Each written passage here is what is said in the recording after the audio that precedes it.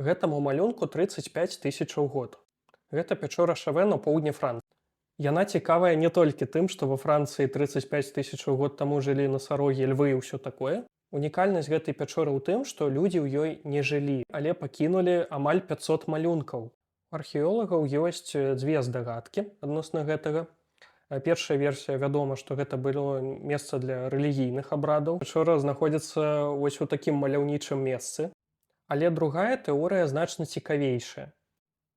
Некаторыя спецыялісты лічаць, што людзі збіраліся ў гэтай пячоры не дзеля таго, каб праводзіць рэлігійныя абрады, а дзеля таго, каб распавядаць адно іншаму гісторыі.